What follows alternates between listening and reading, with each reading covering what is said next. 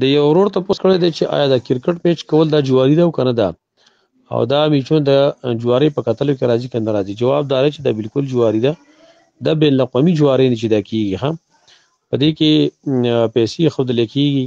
دا ټول ملکونه دې نه پیسې جمع کېدلی شي او بیا چې کوم ټیم یې وګټي بس هغې ته ورکېدلی شي. جواري هم دقه ته ویلی کېدلی شي، قمار هم دقه ته ویلی کېدلی شي. د دې بل نوم اړولو سړي بوده شته نه او دا بین الاقوامي جواري ده په دې باندې ډېر خلک هغې نه پوهېږي او دا خبرو ته ناشنا معلومېږي. د دې کتل چې کوم دی دا بالکل جوارۍ کتل دي او تعجب خبره دا ده چې زمونږ د مسلمانان وروڼه پښتانه وغیره دوی پکې دا خبرې دومره سختې کړلې چې د دې نه د کفر د اسلام جنګ جوړ کړو.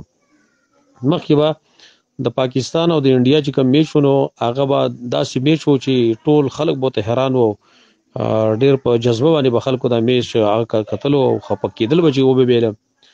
لیکن نن دې حد ته خبر راورسېدله چې زموږ مسلمانان خپل منځ کې لکه د افغانستان زموږ مسلمانان وروڼه دي او موږ د هغې وروڼه یو. د دې میچ اوس دې حد ته ورسېده چې یو بل ته کنځلې یو بل ته ردیبه دی او په هغې کې داسې حد ته ورسېده چې ته بیا دا دواړه دښمنان دي د یو بل او هغه هندو چې کوم نو هغه د من نه ختم شو. اوس د هغه سره دومره سخت میچ نه څومره چې د پاکستان او د افغانستان دا دومره سخت ده ټول د دې ګناه په وجه باندې او دا خپل منځ کې دومره دښمني او عداوت جوړ شو چې د یوې کلمې وروڼه دي او دارنګې یو قوم دی او د هغې سره سره دومره یو بل سره تعصب او یو بل سره ضدونه چې د یو بل خور او مور دا کنځلې کېږي وغیره. دا ډېر غټ د افسوس خبره ده. دا خبرې دې حد ته رسول نه پکار، لهذا دا جواري ده او په دې جوارو باندې یو بل سره نښتل نه پکار چې سړی پرې نښلي او ټیم په دې باندې خلک ضایع کوي.